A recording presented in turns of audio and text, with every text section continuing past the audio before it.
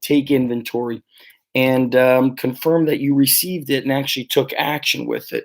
So I know we're all part time except for DJ, but as I always say, that does not mean part time dedication or part time effort in gaining knowledge or part time anything. So we can't expect our athletes to have a standard of excellence if you do not have that.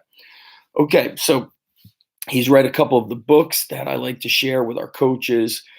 Beyond Bodybuilding with Pavel, Matt Wenning's training manuals. Pavel's books have some very interesting and unique things in there. So let's get to they got a lot of unique programs and methods and things that we could learn from and put into our training. So Garrett says, as of right now, the biggest question I have concerns long-term athlete development and what that would look like for someone that starts at the underground in middle school and stays through high school and beyond. What would the priorities be?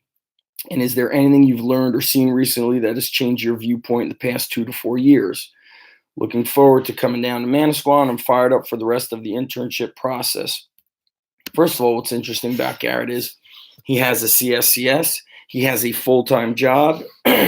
Having a CSCS means you've already got your undergrad degree. You've passed a pretty heavy-duty exam. That's a tough exam to study for. And Marine Reserve. So impressed with this guy's work ethic. So long-term athlete development, whether they're with us or not, we have a couple things. And this is really for all the athletes, but a few things here.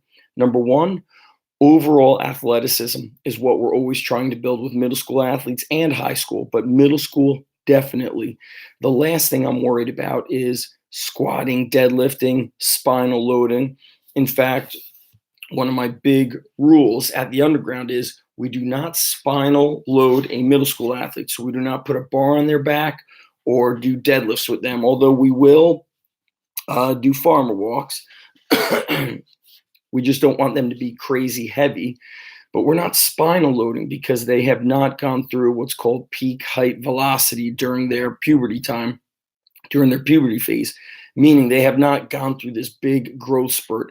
And so it is basically the spine and the trunk lose stability during those growth spurts. And so we need to do a lot of stability training, overall athleticism. So when you have middle school kids, you got to find ways to incorporate movement. Scotch Plains is the toughest place because on the weekend, in the mornings, you have room in the parking lot. But on the weekdays, you do not have room. And so I want to utilize those mini hurdles to do some lateral high knees, some small jumps, different angles, whether it's going forward or laterally, and then working their body through gymnastics and calisthenics. And basically, they should never be grinding. They should always feel like they're just playing with the weights and not struggling and getting killed. Now, on the flip side, you might see an 8th grader back squat. You might see an 8th grader trap bar deadlift with us. The time that it happens is when they've probably been with us for 2+ years and they have physical readiness and emotional readiness. Now, Scotch Plains is very much because of the setup and the inability to do a lot of movement work, it becomes more of a strength and power performance style gym. Whereas in Manasquan, I've got the turf, I've got more open room to move. I could do things like jumping and hand walking on the turf. Whereas in Scotch Plains, we don't want to do too much of that stuff on the cement. It's very hard on the body. Now, with the middle school kids, everything is weak. So you're not worried about, oh, this is a weak area, that's a weak area, I want first step quickness. You're not doing that. You're building this monstrous foundation, this base of coordination and strength and all things athleticism. And when we hear the word strength and conditioning, that is an umbrella term. There are many facets that fall under strength and conditioning. But number one, these kids need to develop strength with their body. Think modified gymnastics as much as possible. So in that little weight room area of Scotch Plains, especially right down the center, we want walking lunges. We want to do 2 to 3 frog jumps. We want to do partner hand walking, even bear crawling forwards. And when it's crowded, I have done like in the wintertime, I just circle everybody up and I do an athletic based calisthenic style warm up. So I'll do something like we're going to do 5 reps of squats with a 5-second pause in the bottom. We're all doing it at the same time. Now we're going to do 5 push ups. Now we're going to do 5 forward lunges, alternating, 5 reverse lunges, alternating. Then we're going to do 10 jumping jacks overhead. Then we're going to do 10 seal jacks. That's when the arms go forwards and backwards and the feet go front to back. Then I'll set up some hurdles where they might do something like jump, jump, jump, lateral jump, and then they might bear crawl back around counterclockwise. After I do that 3 rounds, I'm going to switch it. I'm going to say jump, jump, jump, bear crawl clockwise back onto the line. And then in between those things, I'll say do a set of face pulls, do a set of pull parts. So what you got to think of doing is building a house. You're building this awesome foundation, this great structure. And then as you build brick by brick, you are building the masterpiece. You are crafting and sculpting this house or whatever you want to call it. And so that's what you want to think about with athletes and long-term development is you're saving the silver bullet exercises for much, much later. So we don't want to be squatting and deadlifting an athlete, from 6th grade. And I'll tell you what, unfortunately, I see this happening. In fact, a guy that used to work for us at the Manasquan location, here and there, I see videos of a kid that we used to train, very small kid, but got very strong, but we never spinal loaded him. That kid, I think, is now in 8th grade because we began training him in 5th grade, which I never do. But he was in a very special situation. We had trained his older brother for a few years.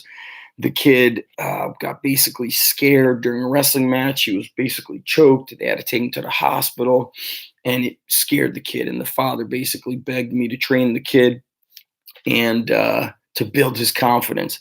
And the kid just fell in love with it. And the kid was so little. I mean, it was crazy. And so what did I do with the little kid?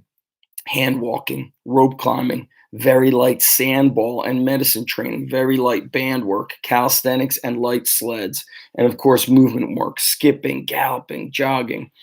And Garrett, I'm going to give you access to the Underground Strength Academy so you could see the warm-ups and the body weight videos and seminars that I have done. So long-term athlete development, you're thinking about playing while building this foundation. And I want you to go on Instagram or Twitter and follow Jeremy Frisch. He is achieve_performance. He basically creates obstacle courses for the kids. And this is a big reason why our buddy Daniel Berardi did not do well at Scotch Plains. But if we were in Manasquan, he probably would have done great because we could have said, all right, Daniel, you got all this turf. We would set up hey, you're going to do these mini hurdles, then you're going to jog down, then you're going to climb the rope, then you're going to skip forwards, backwards, shuffle side to side. You're going to give him more obstacle course, almost like this ninja training stuff that's going on. Now, what happens to a kid who's training with us from middle school? Look at Ray Jazz. He followed the system. Then when he got into high school, we start going very light on the squat and the trap bar deadlift. 5x5 or 5x3 is very common without increasing the load.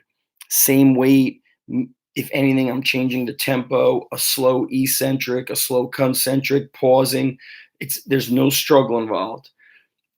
And then as they develop proficiency, and we need kids that you can't squat or trap bar deadlift if you're 14, but you look like a 10-year-old.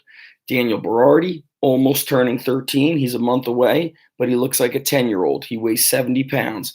A 70-pound kid does not need to squat or deadlift. I don't care what the Chinese are doing with their kids. They're grooming those kids for Olympic weightlifting. They're grooming them to prepare for world championships and Olympics. We are training athletes. So we are using methods to build their athleticism. Once they get into high school, now you look at basically a concurrent method, which is every workout is a blend of speed, power, strength, muscle building / bodybuilding, and overall conditioning. We capture everything in one workout, but we use a conjugate approach for exercise selection. So every 2 to 3 weeks, we switch up the exercise selection, we vary it a little bit, and that keeps the athleticism coming. It builds the coordination. And I've got kids in Manasquan, and I've seen them in Scotch Plains, but more so in Manasquan. Kids are so weak, kids cannot skip backwards, so they're lacking coordination. Kids cannot do a push-up. I've got 8th graders doing push-ups on their knees. I've seen varsity high school athletes who cannot do push-ups. So a high school kid who shows up unable to do calisthenics is not going to squat and deadlift.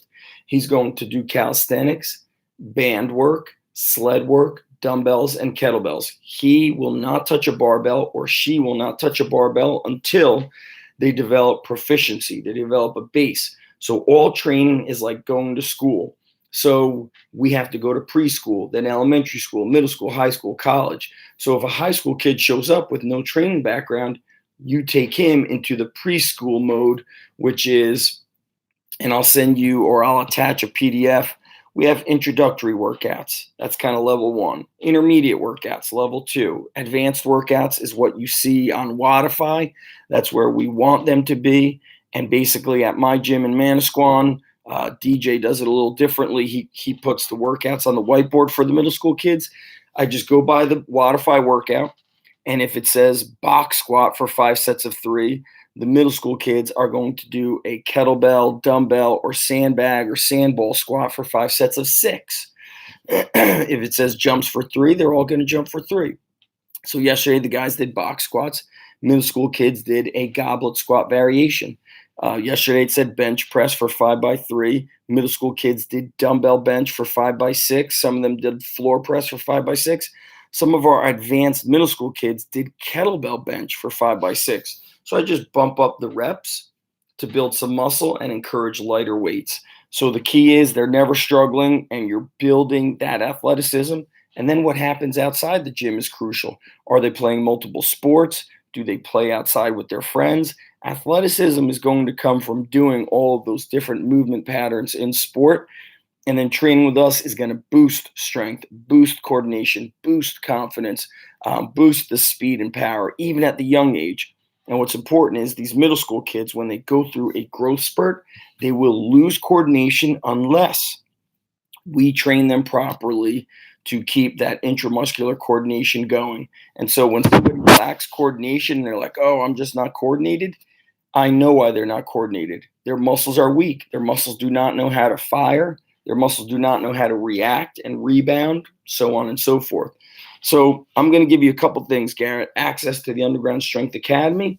When you log in, use the search bar, check out the Underground Strength Gym warm-up, check out the wrestling bodyweight files or the bodyweight training files, which is video footage of me taking a wrestling camp through bodyweight training and gymnastics.